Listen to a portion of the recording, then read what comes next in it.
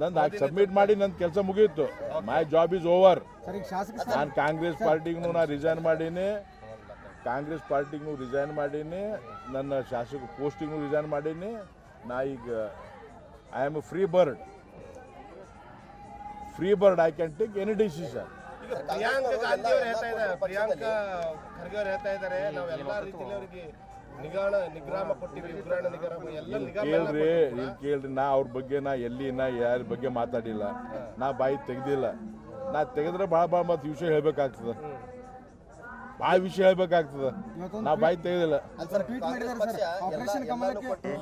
ಚಿಂಚೋಳಿ ಕೇಳ್ರಿ, ಚಿಂಚೋಳಿ ಕ್ಷೇತ್ರದಾಗ ಯಾರು ಗೆದ್ದಾರ ಇತಿಹಾಸದಾಗ ಪ್ರತಿಯೊಬ್ಬರು ಮಂತ್ರಿ ಆಗ್ಯಾರ.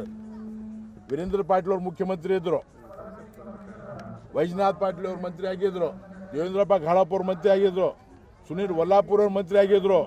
ನಮ್ಮ ಟರ್ಮ್ ಬಂದಾಗ ಯಾಕೆ ನಮಗೆ ಕೊಡಲ್ರಿ ಇವರು? ನಮ್ಮ ಟರ್ಮ್ ಬಂದಾಗ ನಮ್ಮ ಭಾಗಕ್ಕೆ ನಮಗೆ ನಂದು ಬೇಡಿಕೆ ಇಲ್ಲಿದು. ನಾ ಮಂತ್ರಿಗಿರಿ ನನಗೆ ಇಷ್ಟ ಇಲ್ಲ, ಆದ್ರೆ ನಮ್ಮ ಜನರಿಗೆ, ನಮ್ಮ ನಾಯಕ, ನಮ್ಮ ಭಾಗದ ಲೀಡರ್ ಮಂತ್ರಿ ಆದ್ರೆ ಈ ಹಿಂದುಳಿದ ಕ್ಷೇತ್ರ ಅಭಿವೃದ್ಧಿ ಆಗ್ತದೆ ಅಂತೇಳಿ ಅವ್ರ ತಲೆಗದ. ಅದಕ್ಕೆ ಅವ್ರ ಬಗ್ಗೆ ನಾವು ಮಾತಾಡಲ್ಲ.